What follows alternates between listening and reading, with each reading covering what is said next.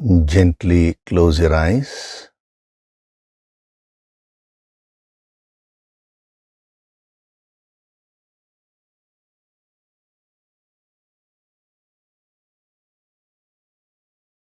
Do deep breathing.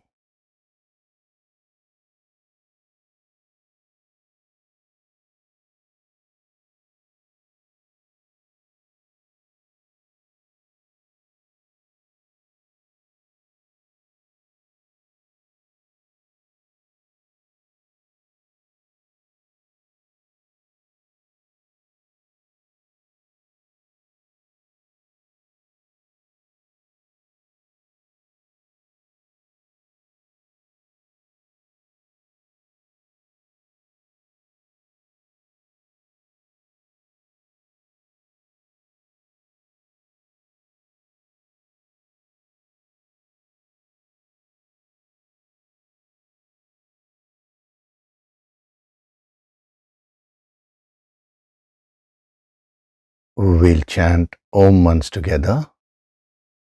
Synchronize the chanting of Om with your exhalation.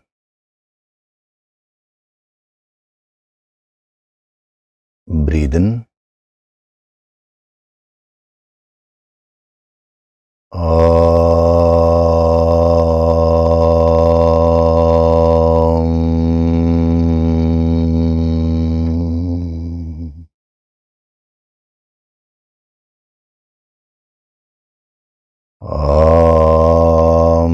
Sahana Bhavatu Sahanau Bhunaktu Sahaviryam Karavavahai Tejasvinavaditamastu ma vidvishavahai. Om Shanti Shanti Shanti.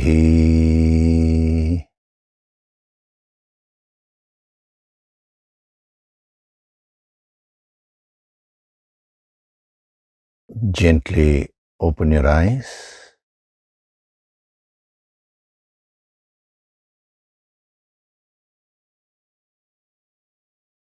We'll chant from verses 11 to 15 of chapter 3.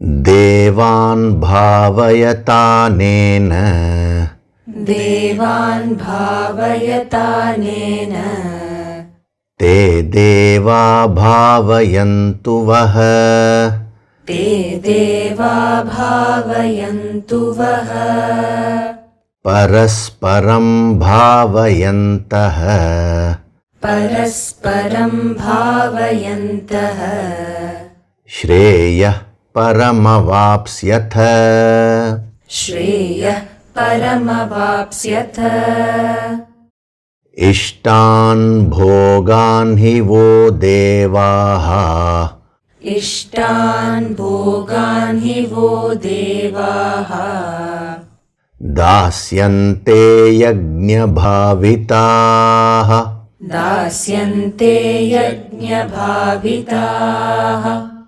Taidattana pradayaibhyaha Taidattana pradayaibhyaha Yo bhungte stena eva saha Yo bhungte stena eva saha Yajna shishtashinah santaha Yajna shishtashinah santaha Muchyante sarva kilbishaihi Muchyante sarva kilbishaihi Bhunjate te tvagam papaha Bhunjate te tvagam papaha Ye pachantyatmakaranat Ye pachantyatmakaranat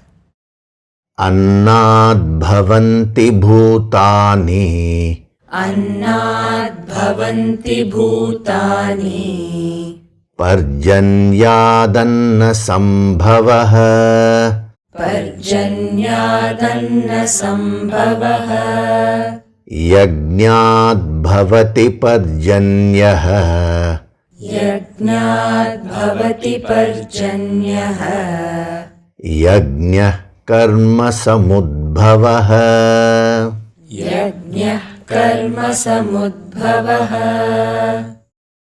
कर्म ब्रह्मोद्भवं विद्धि कर्म ब्रह्मोद्भवं विद्धि ब्रह्माक्षरसमुद्भवम् ब्रह्माक्षरसमुद्भवम् तस्मात् सर्वगतं ब्रह्म तस्मात् सर्वगतं ब्रह्म नित्यं यज्ञे प्रतिष्ठितम् नित्यं यज्ञे प्रतिष्ठितम्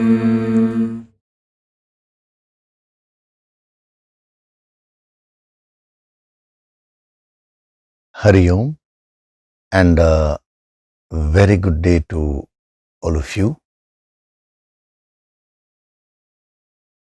So we are seeing the second portion of this verse, verse number 15.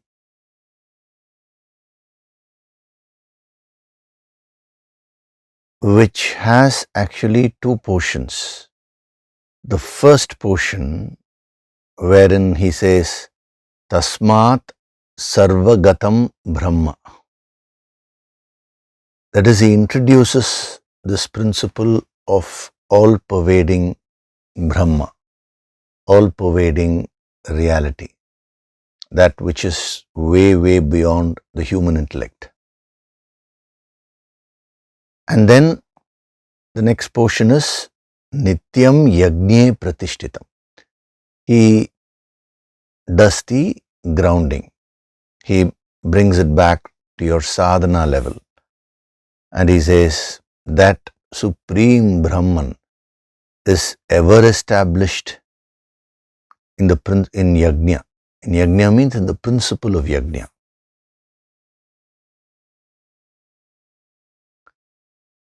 So this is something which is amazing, this combination, wherein he talks of the highest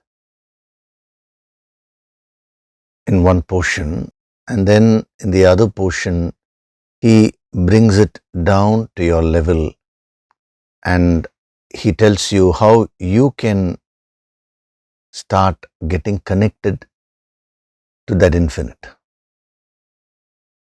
See, generally, you can either talk from the absolute level or from the relative level. It's very difficult to combine these two.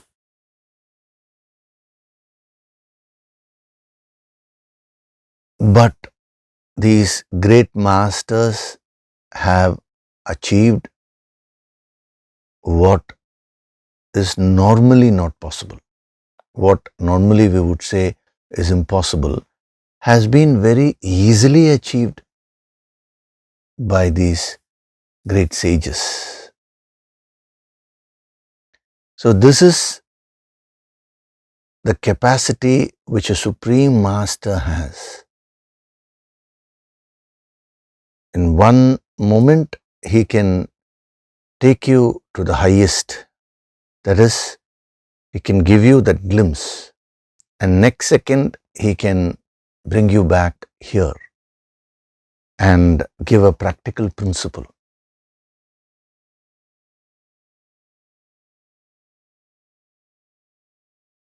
This was symbolized by, Lord Krishna.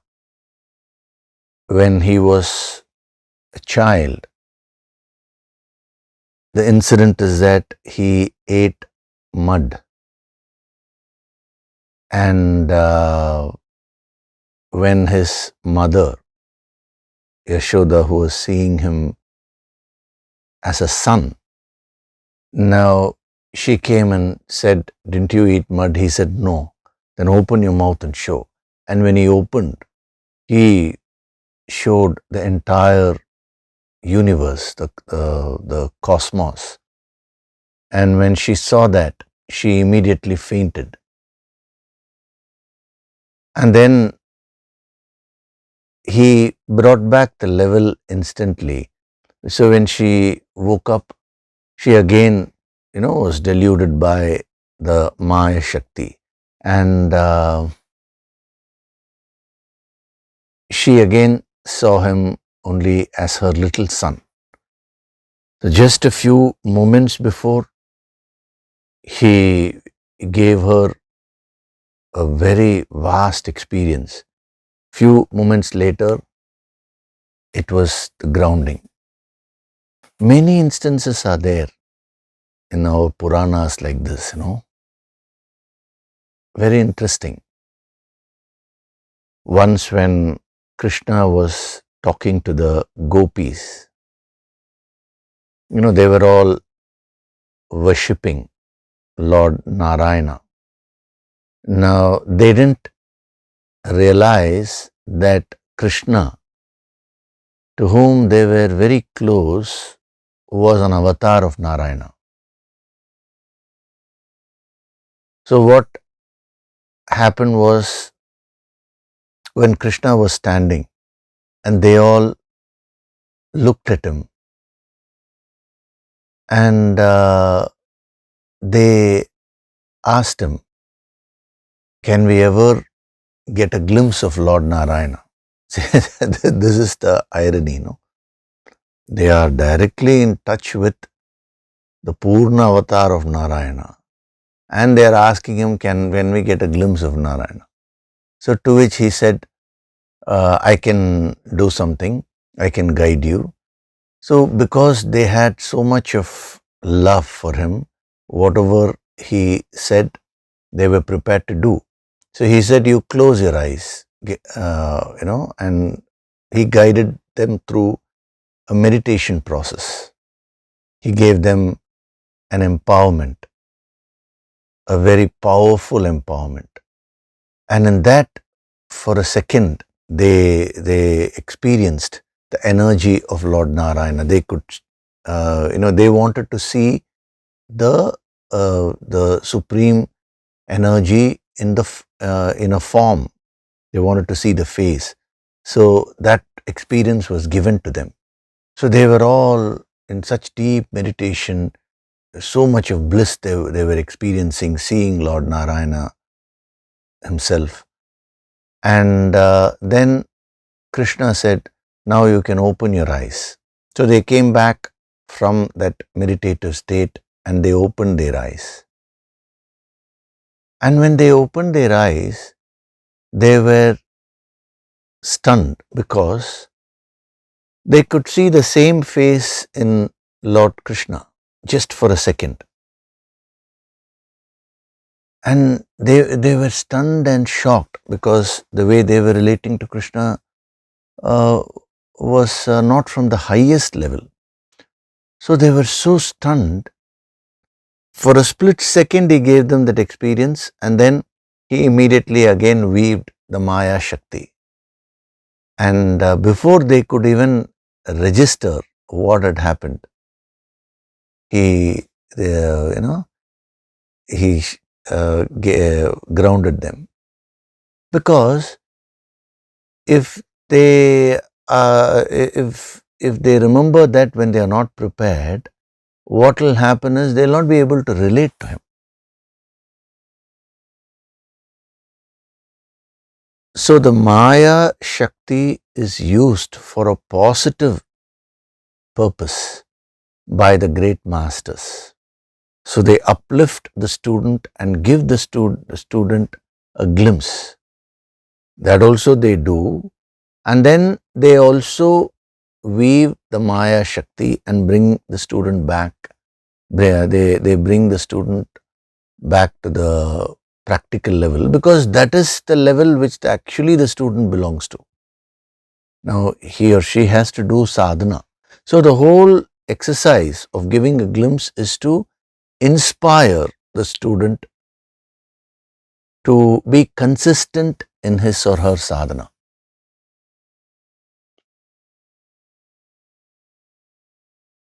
So this portion of this verse is is a direct example of this, where the first half, I told you, actually each of this is a path, an empowerment has to be given to be able to experience these things fully. Like for example, when he says karma brahma udbhavam vidhi, know that action springs from Brahman. Similarly, Brahma akshara samudbhavam, that is a further higher level of empowerment. Tasmat sarvagatam Brahma, it is the highest level of empowerment. So here that empowerment is not being given, but a glimpse is being shown through the deep penetration, and the energy is also being given. So if you just relate to this with your full focus, with your heart, with your intellect, with your entire personality, you will just be uplifted. You may have wonderful experiences, but then nityam yagnye pratishtitam, you will be brought back. This bringing back is very important when the consciousness is being uplifted, when a glimpse is being given by the master. The same Bhagavad Gita, this has been expanded and illustrated in the Vishwarupa Darshana chapter. Vishwarupa Darshana means the cosmic form, universal form.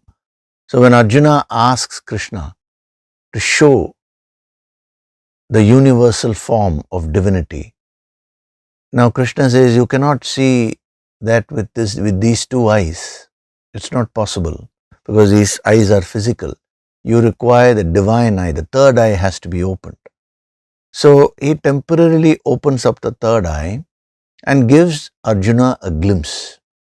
That is what Vishwarupa Darshan is all about, because Arjuna, when he, with the third eye of wisdom, when he experiences the infinite form of God, now he starts he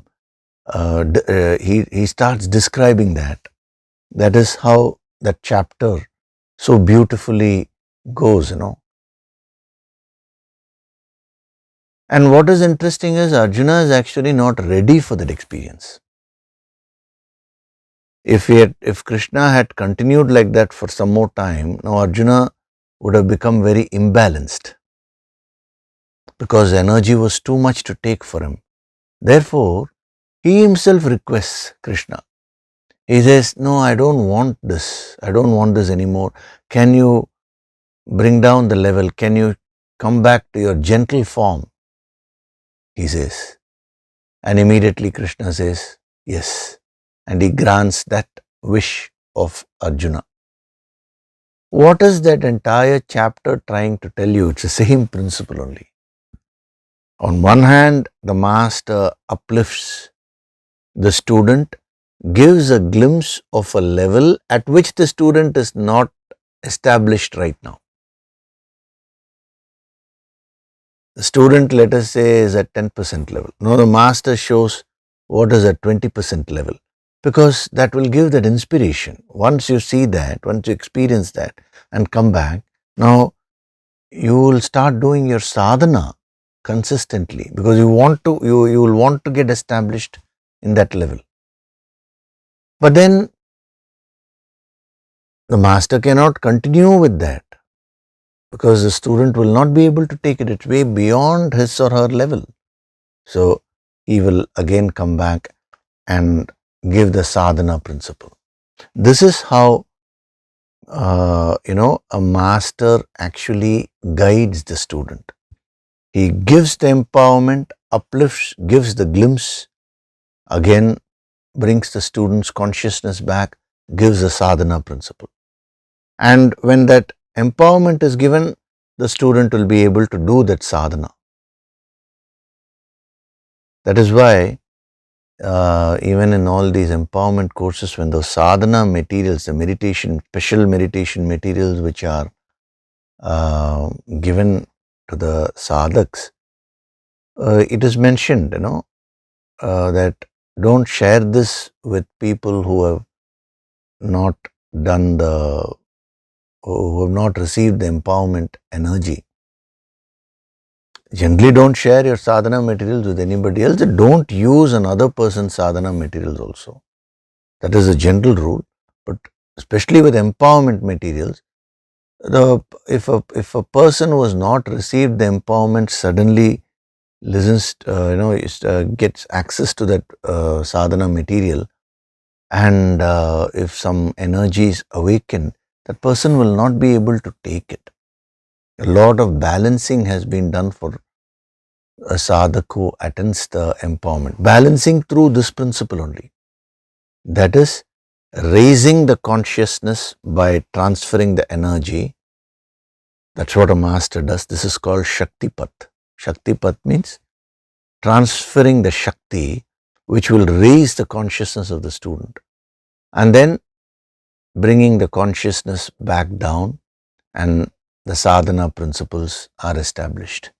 So when that is done on a periodic basis, the growth, the spiritual growth of the student will be tremendously expedited. See, the karmas which you have gathered are coming from millions and millions of births. So one by one, if you have to exhaust all of them, if you have to come out of all that, that will take a lot of time. And you may exhaust one karma, but you may create 100 fresh karmas also. So that will be self-cancelling, and the net effect may still pull you down. So seeing all that only, the masters, the great siddhas, the holy siddhas and yogis, they used to give the empowerments for the students, so that at one go, many karmas are burnt, the consciousness is lifted up, and then again the student is brought back to continue in the path with more vigor, with more energy, with more protection.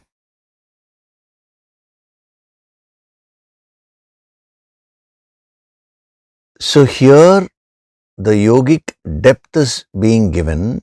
We are analyzing, it's not mere analysis. The devotion is also there, the intellectual analysis is there, and the energy is also being given. So a certain amount of experience you will have.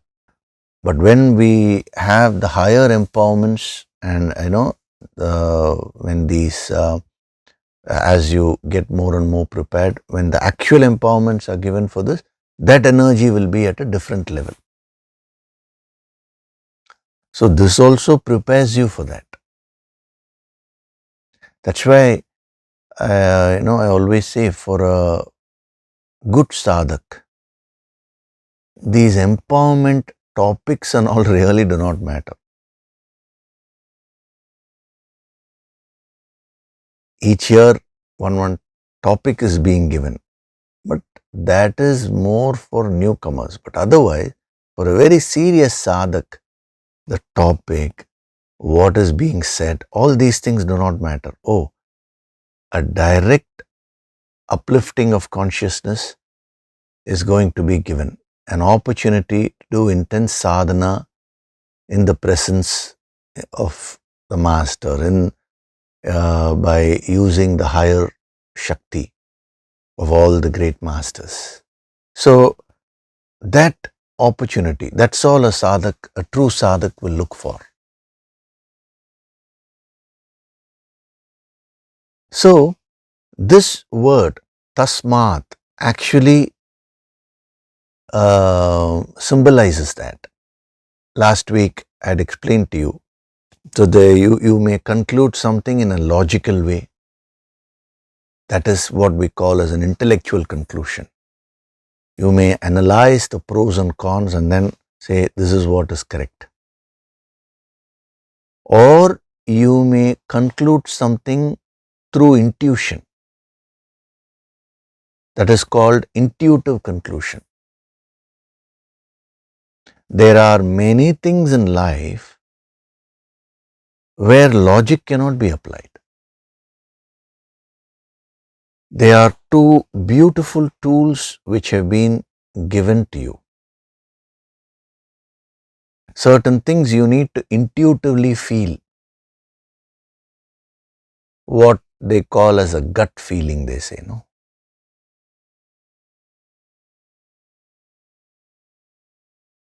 Gut feeling or intuition is not a wild imagination. See, you should differentiate between wild imagination. Some people will just simply have fear, have fear over everything. Now, that is not intuition. Intuition is a very powerful faculty which you have, through which you can penetrate those areas where logic cannot penetrate. See, the logic or the power of analysis is a very powerful tool which you have. This is number one. But there are certain areas where logic will fail.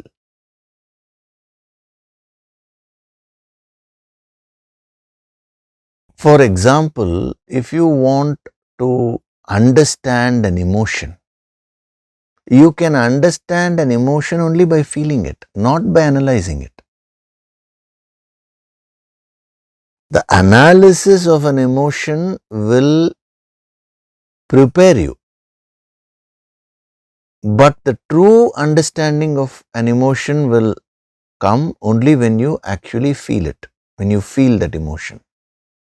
I am only giving you an example.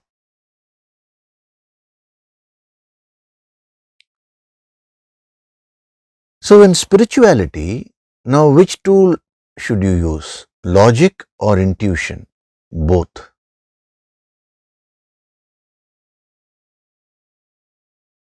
With your intellect, you should do what we call as a razor sharp analysis. Analytical skills should be developed. With your intuition, you should develop devotion.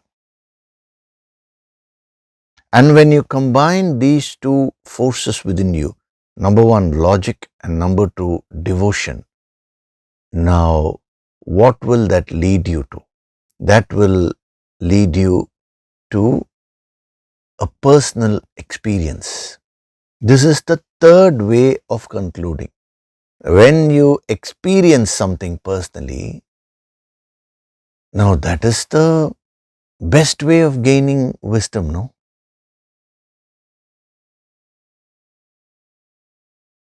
So supposing there is a sweet.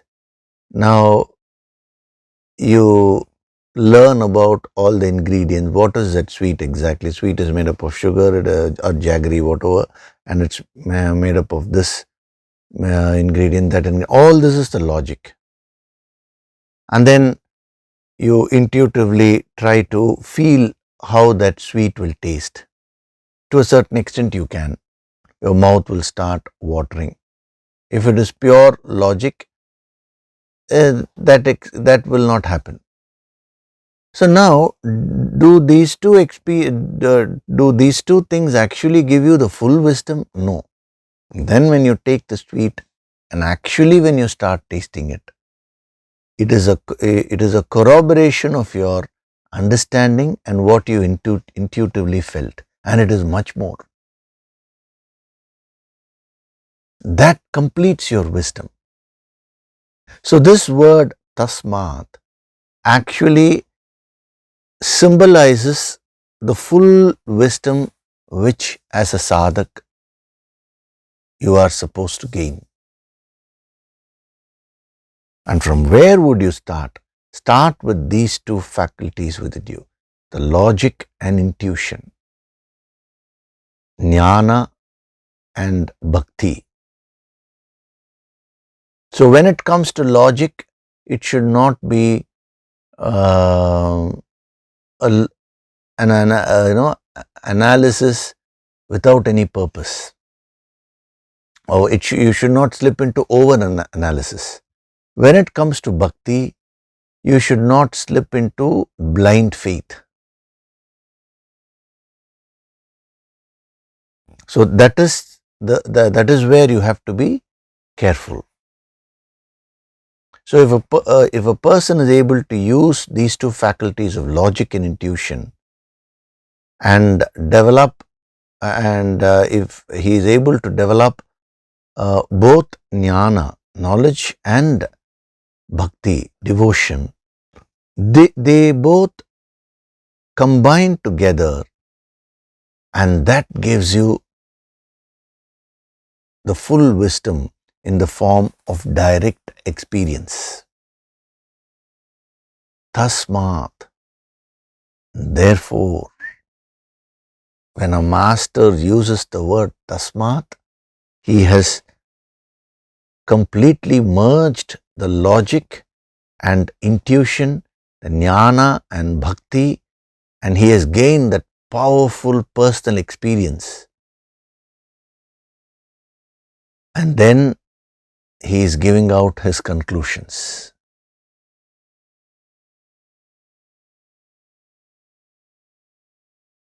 So when you read this word tasmat, immediately you should derive the sadhana message. So even in life, you can apply this wherever possible. Whatever it is that you're doing, use some logic and understand the logic behind it. And then also feel whatever you're doing. See, if you take a musician, he will be able to understand the swaras. Oh, sa means this is note, re means slightly higher, ga third note. Like that, that's a logic. But that alone is not enough. Then he has to feel the sound, Sometimes for him it may not be required sa, re, ga, ma, the notes. Just the tune itself, he'll be able to feel what each swara is representing. But then combining these two, he has to get a personal experience of that song. When that song is sung in the right way, what kind of feeling does it induce? What kind of effect does it create? That comes only through personal experience. So wherever you are, whatever you're doing, combine these two faculties. You may be a computer engineer, you may be a cook, you may be an artist, you may be a doctor, doesn't matter. Whatever it is that you're doing, now you should develop both these faculties, the logical faculty within you and the intuitive faculty within you. That is when you will gain mastery in that field. And when it comes to spirituality, now you don't need to even ask. These two faculties have to be developed.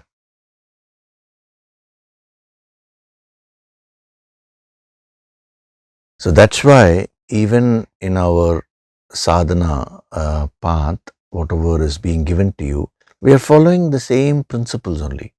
In the Sunday sessions, the logical part, logic is being used.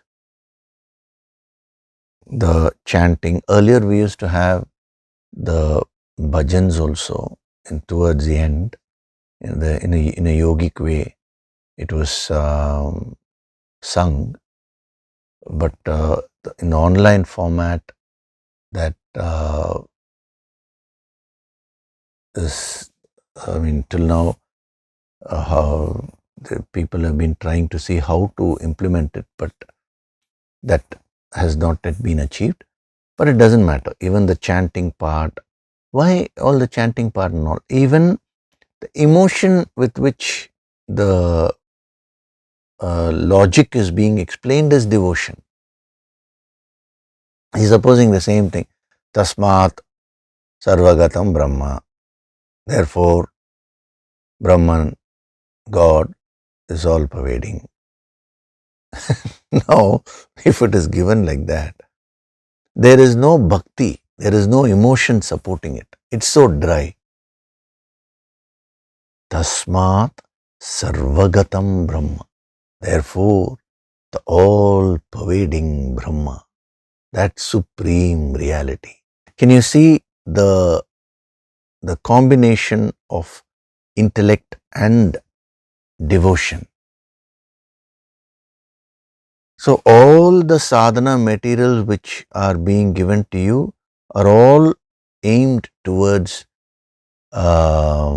combining these two forces within you to make you very logical and at the same time make you very intuitive. Usually you will find in certain people logic will be more, certain people intuition will be more. That will cause a lot of confusion in their lives. Whereas for a person who develops both these and combine, such a person will be extremely balanced. So, tasmat means logic plus intuition, which gives the personal experience. So, tasmat sarvagatam Brahma. The all-pervading Brahma is talking about that which is beyond Kshara, perishable, Akshara, imperishable. It's called Uttama Purusha, way, way beyond the conception of the human intellect. In the Upanishads, the same thing is given, but in an indicative way. Here, later on, he will be dedicating one full chapter for this. What is very interesting in the Upanishads, when he is describing Brahma, he will say, that which is beyond the known and the unknown, he will say. Known is on one side, unknown is on other side. He says that which is beyond both the known and the unknown. Why is he saying that? That which you know is what knowledge you have gained, those things which you know. That which is unknown to you is still within the purview of your intellect. You can still know it tomorrow. But that which is beyond known and unknown means that which is unknowable, beyond the human intellect. So what is science focusing on? To know things which are unknown.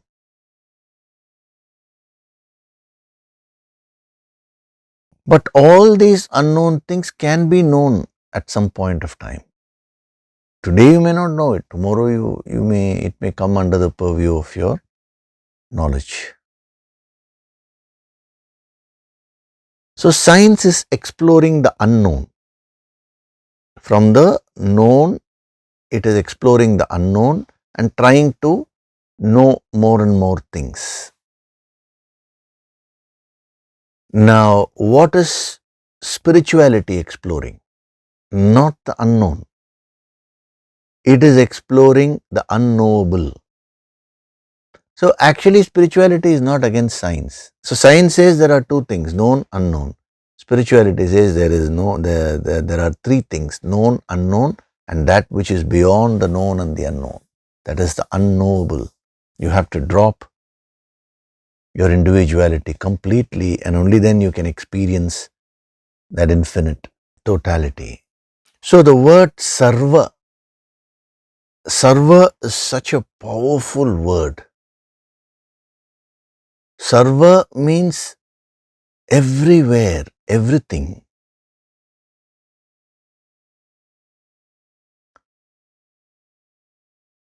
In the Isavasya Upanishad, it is said, when he is explaining about the infinite. That is far, that is near. Dure, tad dure means that is far away from you. Tadantike, that is near. That is outside, that is inside. It looks like a language of contradiction, but actually there is no contradiction. It is all derived from this one word, sarva. Sarva means that which is far, that which is near, that which is outside, that which is inside. Means it's all inclusive. Wherever your mind can go, that is included in sarva. Whatever it is that you can conceive, it is there, included in sarva, and beyond that also. So the word sarva explains the all-pervading nature of Brahman, of God. God is present everywhere, in everything, outside everything.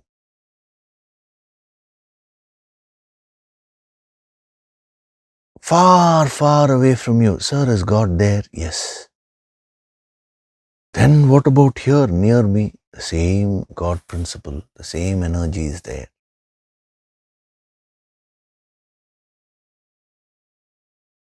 In the vision of a yogi, that is when you develop that inner vision, you will start experiencing the Sarvagatam Brahma. You will start experiencing God everywhere, in everything, in everyone.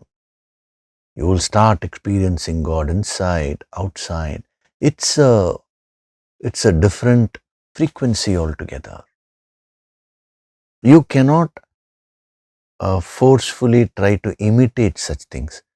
You know, some people, what they do is, they try to imitate the master. Whatever he does, if I also do, will that make me a master? They think, no.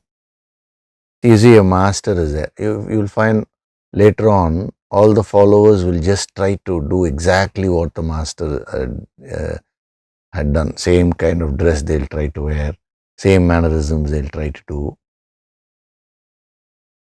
thinking that that is how you become a master. No. It is when you experience the infinite nature of God, of divinity, of that supreme reality, that you become a master. It's not that the idea is not to become because that is also very limited only when you say master and all that. But from a seeker's point of view, this is being explained. So, see, here it is a small construction.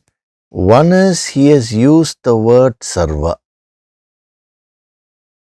which means everywhere, everything, inside, outside, all this. And then he uses the word gatam.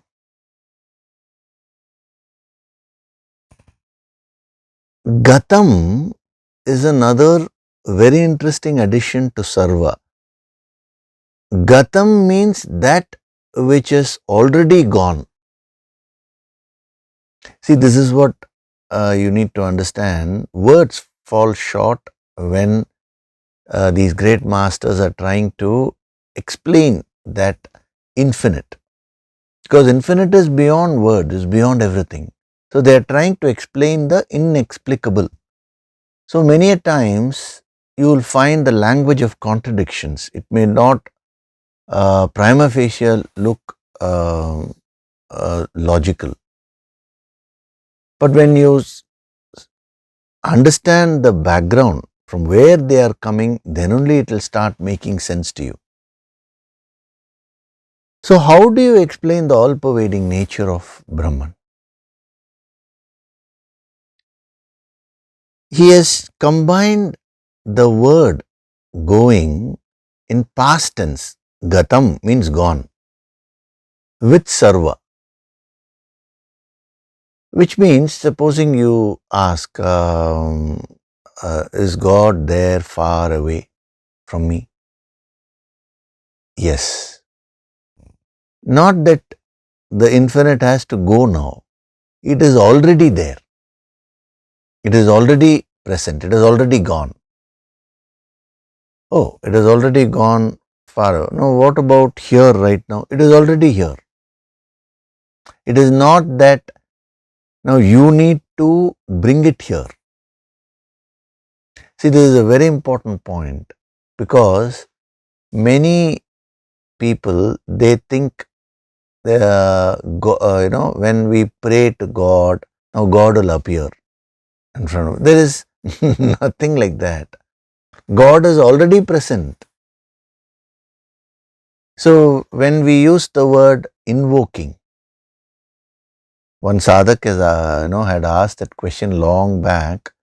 I didn't directly answer that question. Thought when the context comes, that answer can be given. So one sadhak had asked this question: what exactly is the meaning of invoking? What are we doing? Invoking doesn't mean you're bringing God or the higher power in that sense where it is not there right now and I'm invoking it and I'm bringing it here. That is one way of understanding it. But that is not what is called as an invocation. This is what is true invocation. That is, God or infinite is already there. In front of you, it's already there. Inside you, it's already there. Outside you, it's already there. Far away, yes. Near, everywhere. Is God there in my feeling? Yes. God there in my thought? Yes. Sarva Gatam, it has already gone there. It is already present. Even before you, it is there. So then what is what is the meaning of invoke the higher power?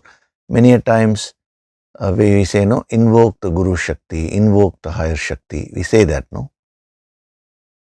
That doesn't mean we are bringing some power which is not there. It only means we are making that connection with that power which is already there.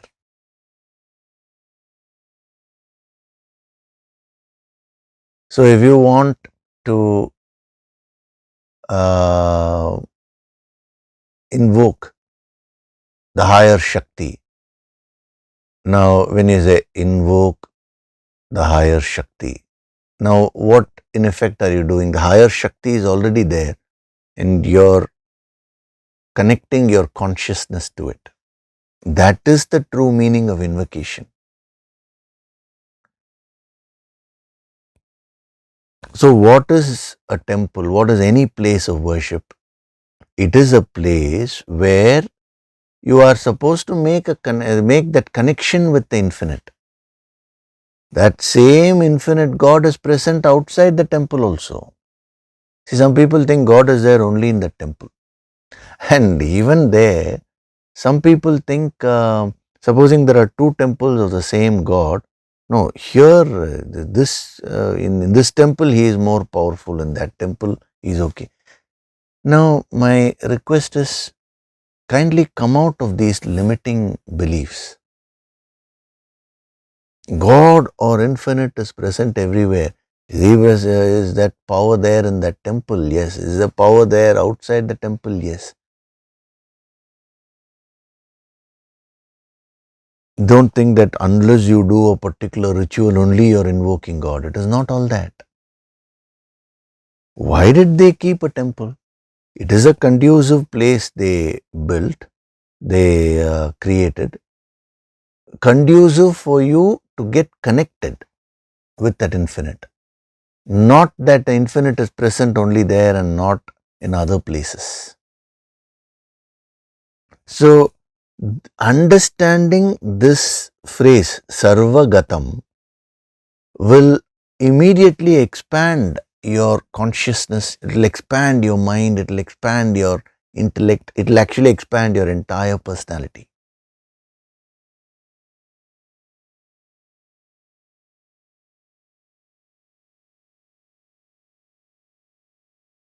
So, Sarva Gatam Brahma.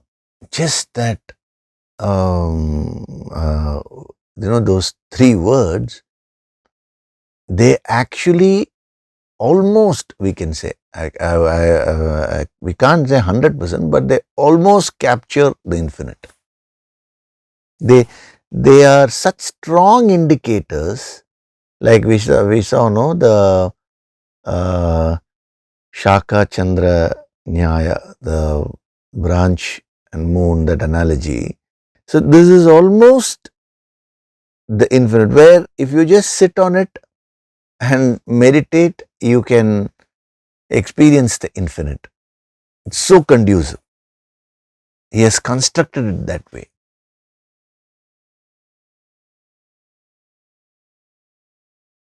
So the all pervading Brahma, Sarva Gatam Brahma, that which has gone everywhere.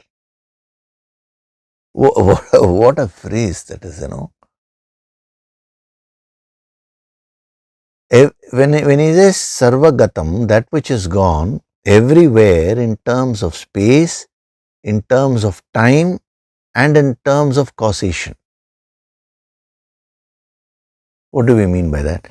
Space means outside, inside. There is an outside space, there is an inside space. Far away from you, near you.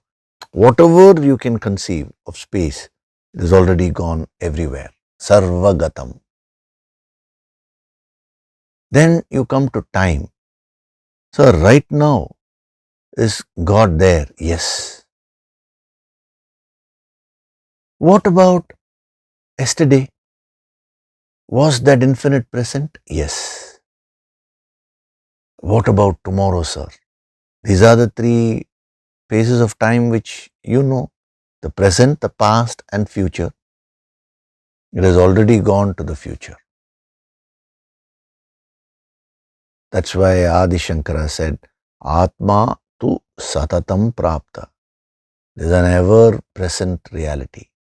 It is always there with you. Then in terms of causation, cause effect, Sir, is that supreme reality infinite there in me? Yes. What about my father, my mother? Because they are the immediate causes. I am the effect. Yes. That same God principle is there in them. What about their parents? Yes. Parents, parents, parents, parents, parents. Yes. The infinite is present in them. So you go back in terms of causation. The infinite is present throughout.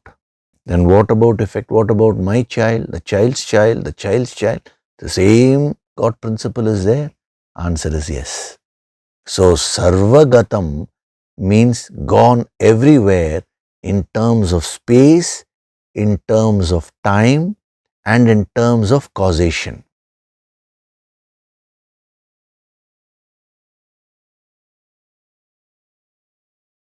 You can't get a better word to try and explain that supreme experience.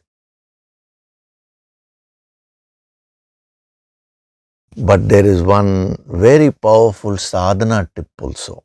We'll come to sadhana is directly grounding, where he says Nityam Yagnye Pratishtitam.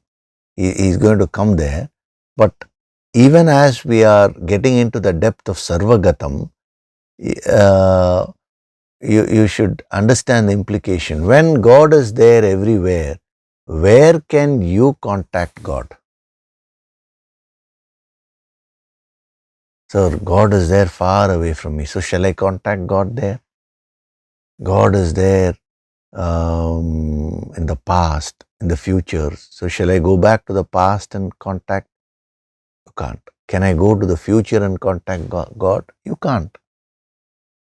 So if you really think about it, where can you make a connection with God, with infinite? It is only in the present moment. But when it comes to present, past and future, infinite is present in all three, but you are existing in the present. So you will have to contact God right now. in the present moment, number one. In terms of space, God is there everywhere, far away, near, this, that, outside, inside. Where can I contact? It is right here within you. The infinite may be present everywhere, but you can make a connection when you go within. That's why even in the practices, when you go to a temple and when the idol of God is shown through the camphor light, what are you supposed to do? You're supposed to immediately close your eyes.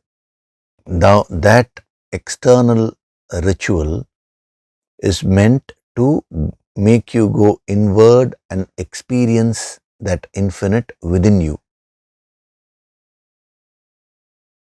It is a beautiful reminder. How many people are even aware of all this purpose? Simply mechanically doing the rituals is of no use. If you use that properly, you can go to a different level.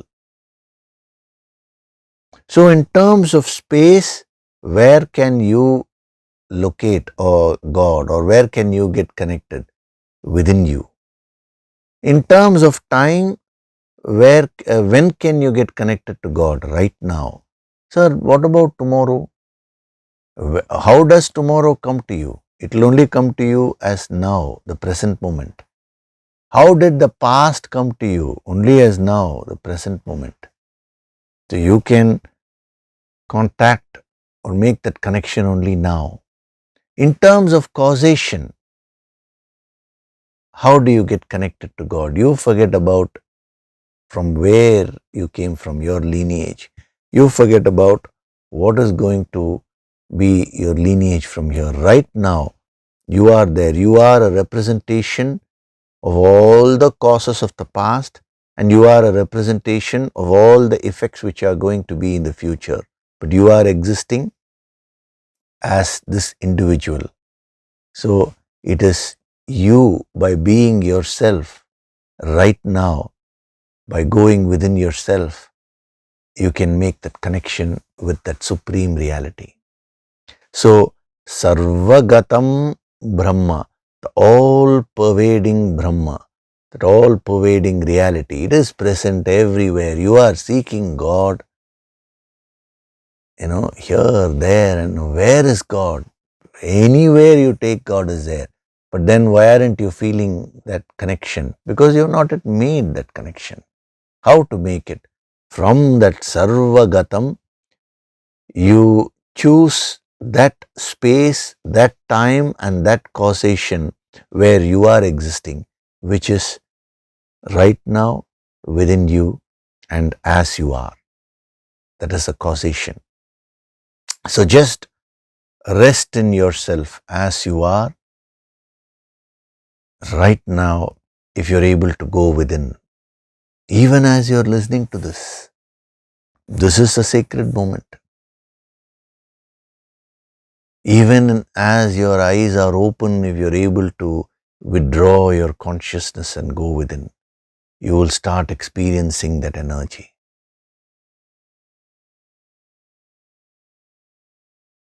Sarvagatam Brahma, that supreme reality, which is everywhere,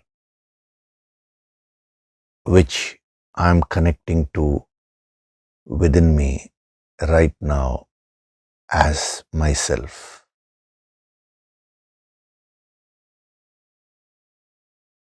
Very, very powerful.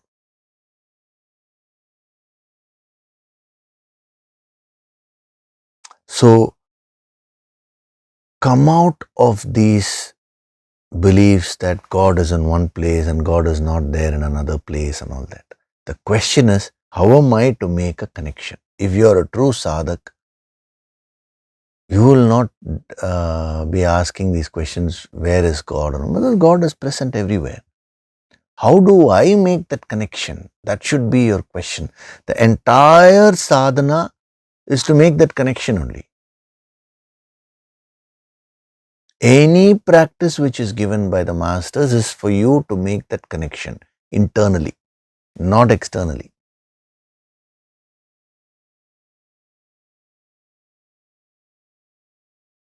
That is why the great master said, just look within, go within. Everything is there within you. The sadhana materials are different materials which make things conducive for you to look within. You're looking everywhere outside.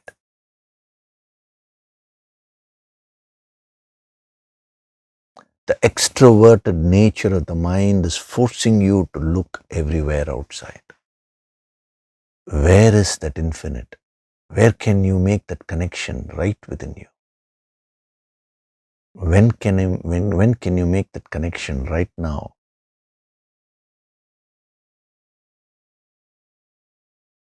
Who can make that connection? You, and you alone. Who means that causation,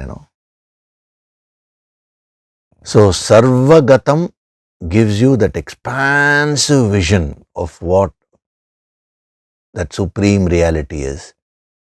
But from that, if you want to make a connection to that divine principle, now you will have to derive the yogic sadhana method from that phrase Sarvagatam, which present everywhere and everything. All this is true, but I can make a connection in these points, in these points of space, time, and causation. That is the secret of the great holy siddhas and yogis. So, in the second part, Tasmat Sarvagatam Brahma Nityam Yagne Pratishtitam, he is explaining further how to make that connection. He says that all pervading Brahman is ever established in sacrifice. Now, why would Brahman be established in yajna? The moment you say Sarvagatam, it is present everywhere, right? So, why should it be established in one place? Actually, that is the catch. When he says the all-pervading Brahman is ever established, it is actually not that Brahman is established in sacrifice and not in other qualities and all. It's not that. He is actually talking from a sadhak's angle. From your angle, how can I get established in Brahman? How can I get connected to Brahman? How to invoke the infinite reality? It is by doing yajna. Yajna is the contact point. I told you, no, in terms of time, in terms of space, in terms of causation, all that put together is what he calls as yajna. When you start going within and seeking, you're doing yajna. When you are training your mind to be right in the present, you are doing yajna. When you start becoming self-aware, you're doing yajna. These are the higher aspects of yajna. So whatever was explained to you right now in terms of time, space and causation, all that put together is the yajna, this moment. And he says that is your contact point through which you can establish the connection. Even though Brahman is present everywhere, it is established in sacrifice. Not that Brahman is established in sacrifice, but you can get established in Brahman through sacrifice, through yajna. So from this moment onwards, start practicing the principle of yajna. Moment by moment, you will start establishing your connection with that infinite. What should be your seeking? How should you seek God? Or first, where should you seek God? Right within you. Does it mean God is not present everywhere? Of course, God is present everywhere. That's why we say Sarvagatam Brahma. But where is your contact point? That is the question. You have a whole house, but you enter the house through the doorway. Does it mean the walls and all are not my home? Of course, everything is your home only. But you can enter that home only through the doorway. It's like that. God is present everywhere, but where is the contact point within you? Don't say, don't name some place and say in that holy place. Some people believe that they can do anything they want, and then just going and taking a dip in a holy river, or just by visiting a place of worship, no, all their karmas will get dissolved. This is misuse of these principles, these practices. These are places which are conducive for you to do the sadhana.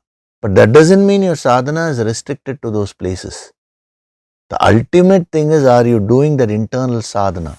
Yes or no? So where should I seek God? Within me. When should I seek God? Right now. Who should seek God? Me.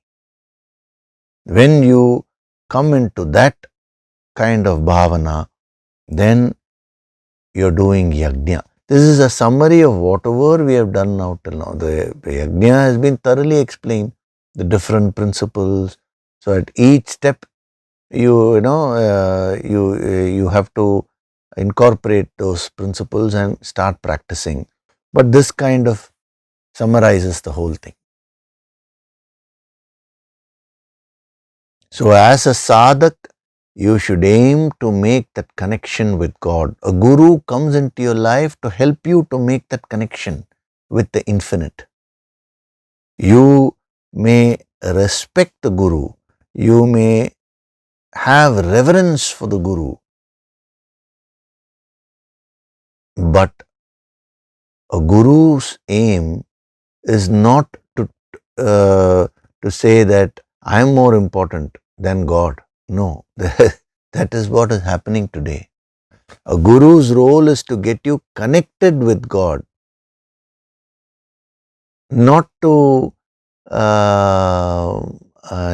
get attached to the guru's personality merely.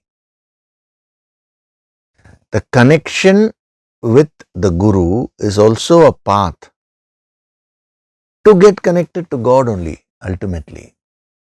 This you should understand fully. So sometimes the guru may meet you in person if he thinks that will help you to evolve and get connected to the infinite.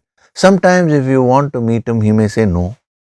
Immediately you should not see, if you don't have the deeper understanding or devotion, you will say, oh, why he didn't meet me, he met that person, he is not meeting me. That is your limitation.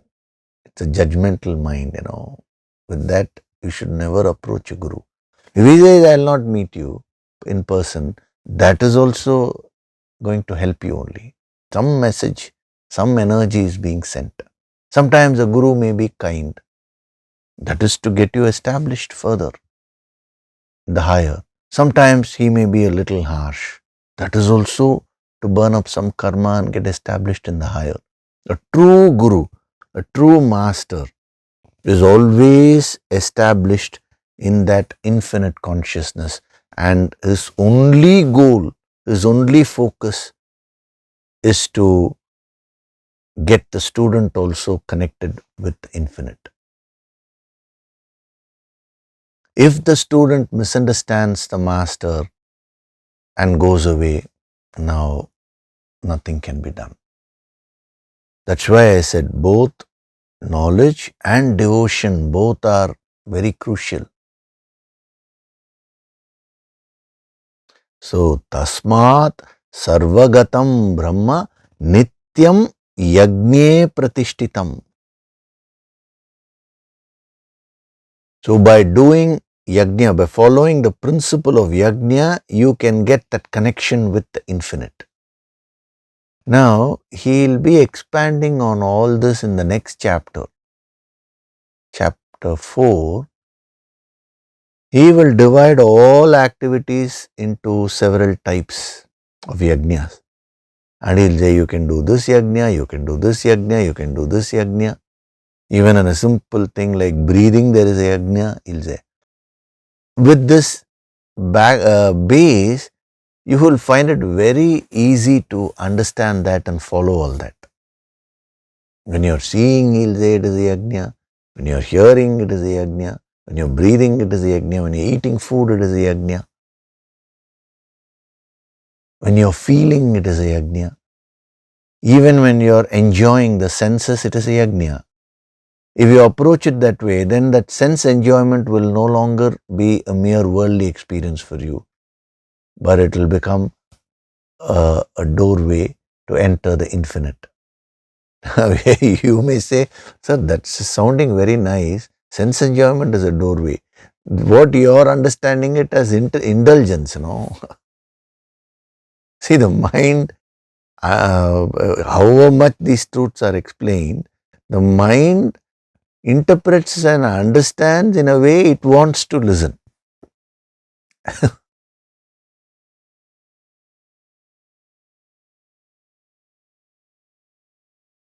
So, ever established in sacrifice, nityam pratishtitam.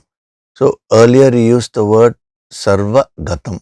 Here he is using nityam, ever, always. So, at any point of time, wherever you are, whatever you're doing, whatever be the time, all these things do not matter. Brahman can be ever contacted. 24/7, it is there.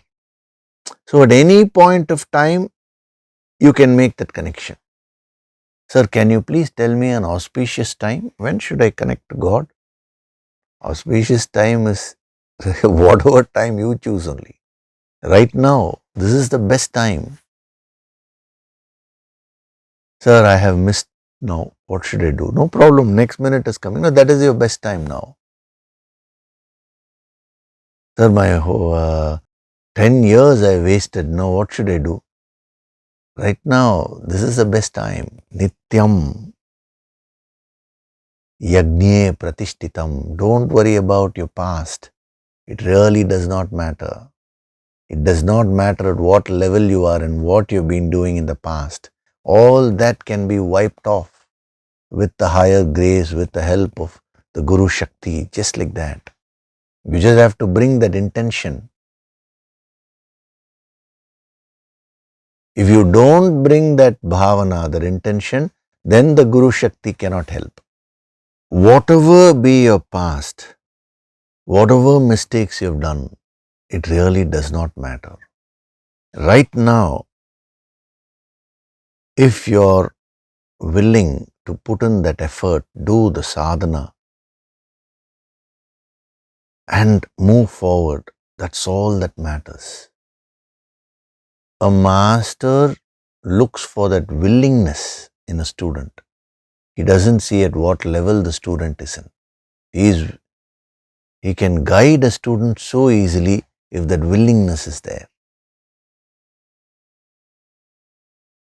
So, nityam yagne pratishtitam. No auspicious time. Every time is auspicious. No particular time to worship God, other time. What do you mean by that? A particular time is kept as a discipline so that you expand your vision. But no, some people, they restrict themselves within that time, within that place, and all that.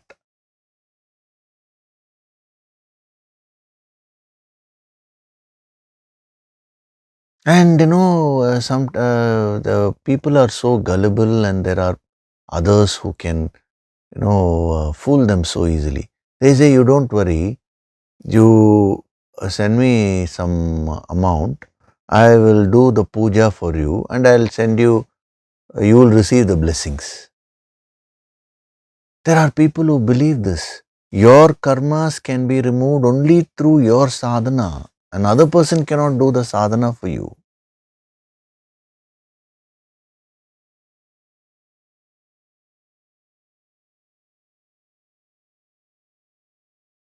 You're the architect of your life. It is in your hands. You have to do the sadhana. You have to burn up your karmas, exhaust all your karmas, and it is you who is going to experience the infinite, not somebody else on your behalf. You cannot have a substitute and all that. Yet people have such beliefs. In the name of spirituality, all kinds of things are being promoted. This is spirituality in its purest form. This ancient wisdom, the yogic wisdom, the wisdom of our great rishis, the holy siddhas, the great masters, is being given to you in its purest form. Not many people may be able to appreciate it. But this is what is the truth.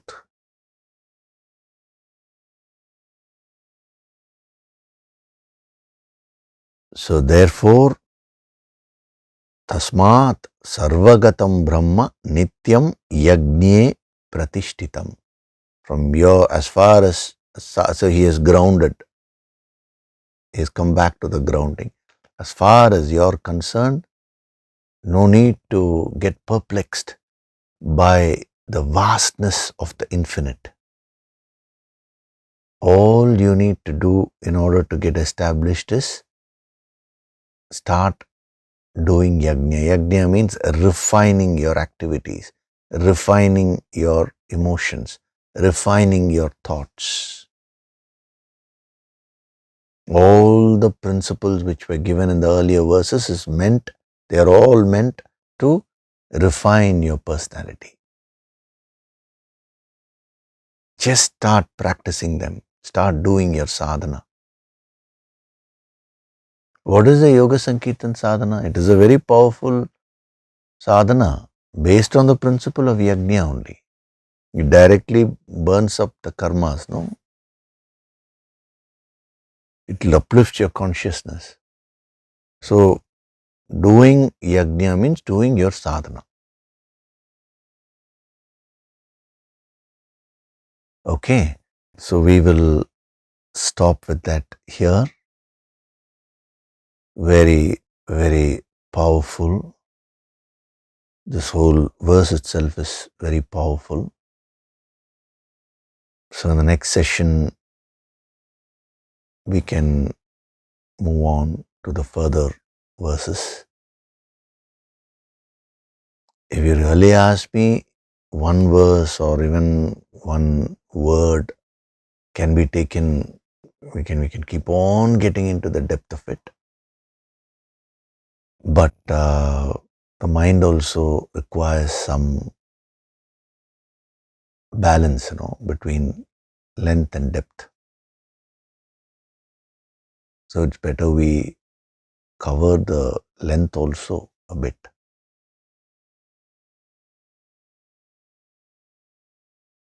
Okay, so you reflect on these points.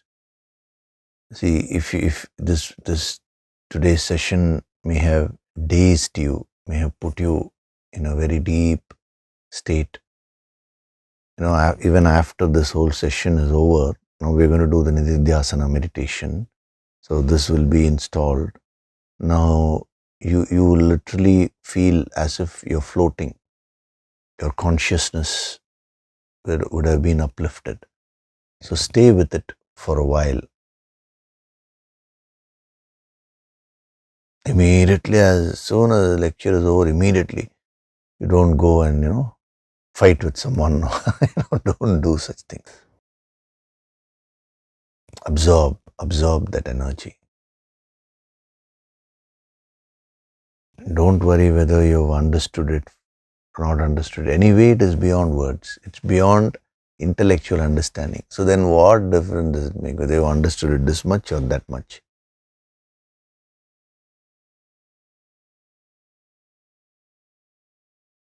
So the true essence of this verse is in going within. When you start withdrawing your consciousness within and expanding it, that is when you're doing the true sadhana of this verse. That is the highest yajna. And a person who does that will become a Maha Yogi. There is no doubt about that. Place, the caste, religion, creed, these are all really do not matter.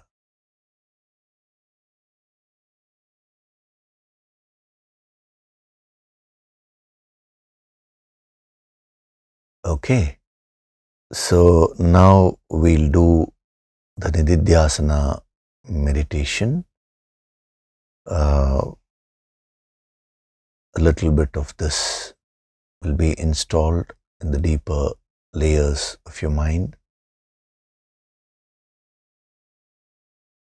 It will be a very powerful experience. Okay, so gently close your eyes.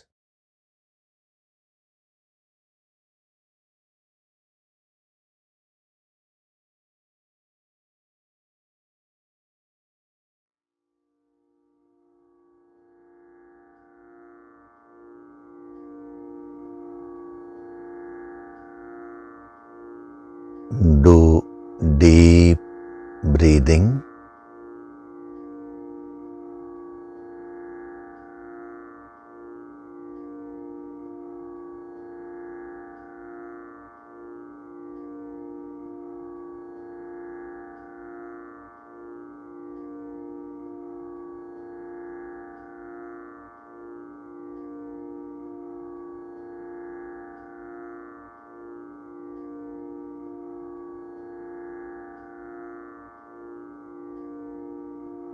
With every breath, I'm getting into a state of deep relaxation.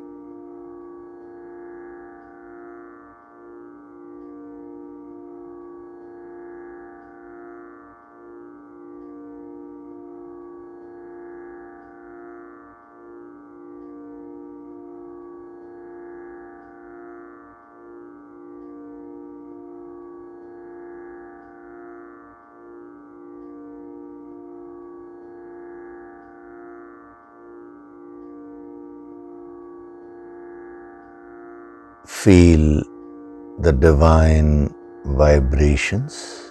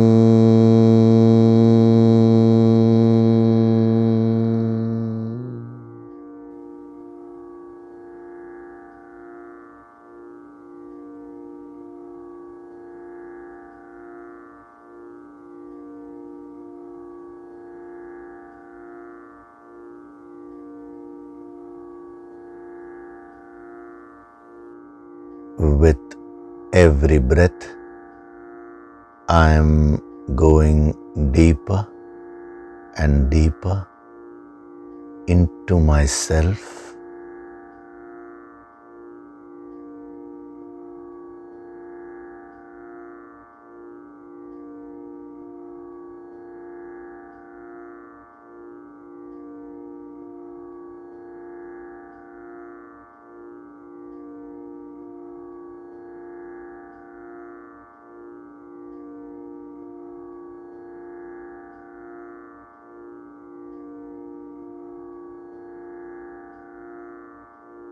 Beyond the physical body,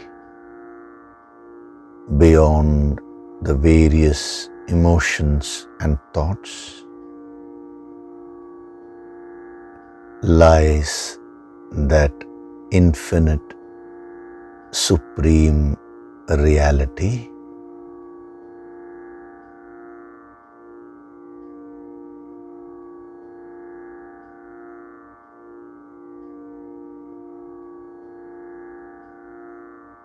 I invoke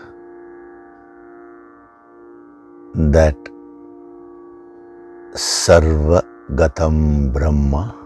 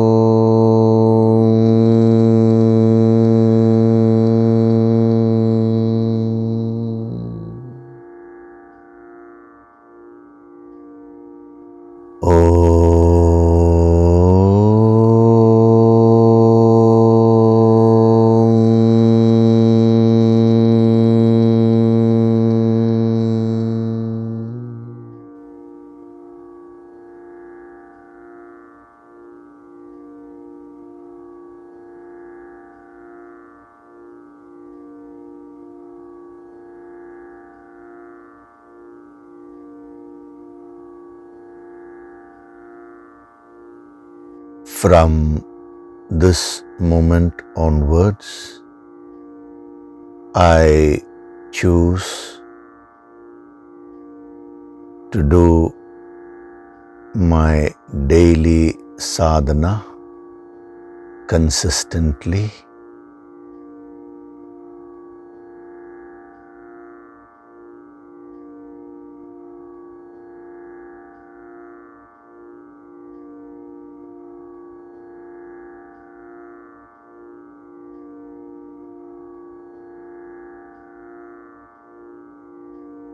My goal is to get fully established in that infinite consciousness.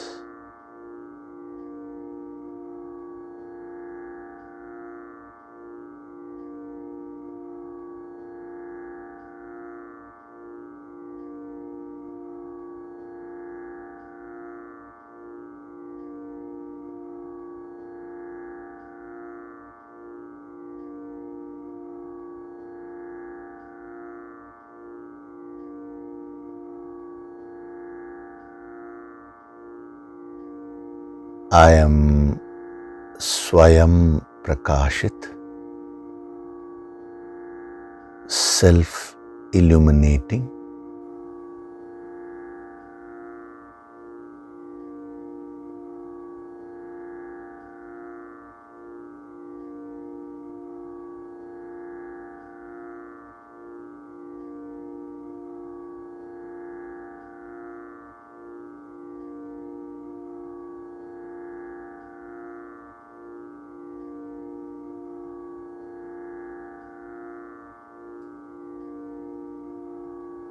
Offer your gratitude to God Supreme.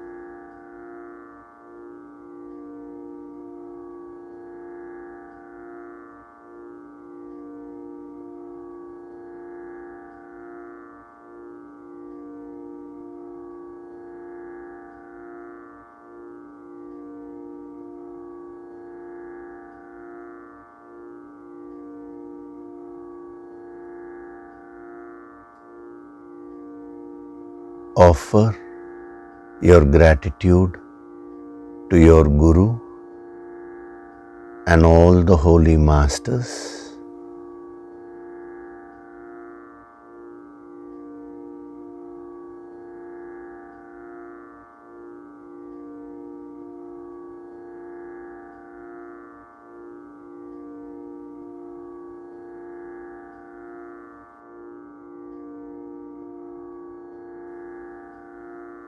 wriggle your fingers, your toes,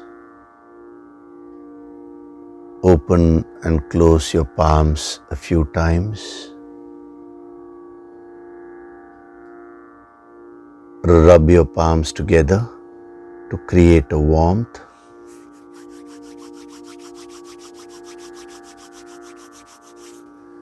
And cup your eyes with your palms.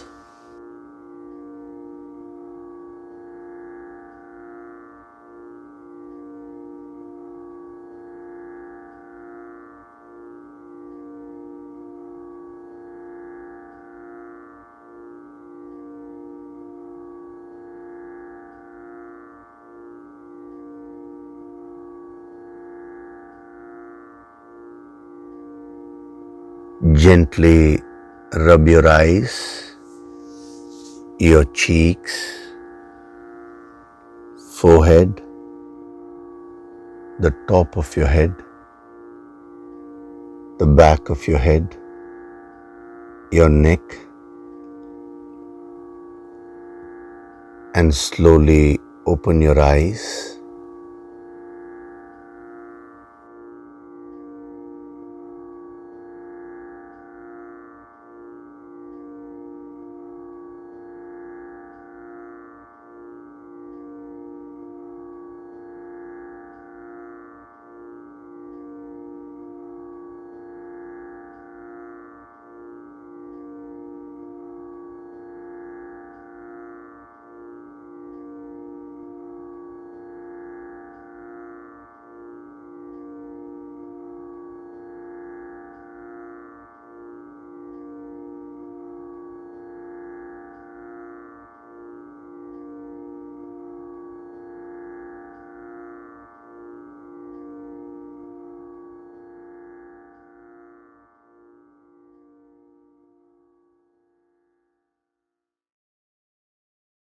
Welcome back.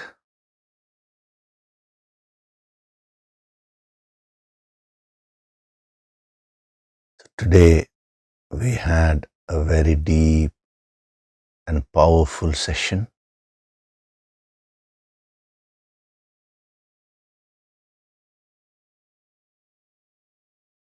These are the real gems which have been given to you, gems of wisdom.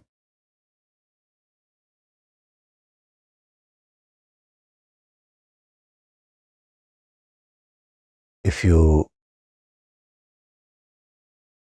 just surrender fully and receive this energy and start doing your sadhana,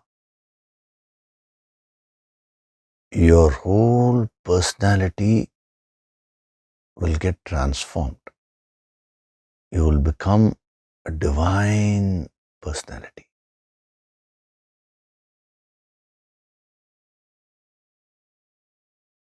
But you will have to pay the price. You'll have to put in that effort. So don't compromise. Don't give reasons why you're unable to do sadhana. Whatever be your challenge, sir, I have too much of work. Find out a way to do sadhana. Sir, so many things are going on in my life. Find out a way to do sadhana. Sir, someone close to me has died. Find a way to do sadhana. Let not any experience, worldly experience, whether it is a birth of someone, whether it is a death of someone, whether it is some disease. Some people say, sir, I have fallen so sick, I couldn't do sadhana. No. Even when you're sick, if you have the intention, you will do sadhana. Let sadhana be like your breath. Will you ever forget to breathe? No. Similarly, you should get fully established in this practice of sadhana. Then alone you can get established in that infinite consciousness. Okay? We'll continue in the next session. Thank you very much. Hari Om.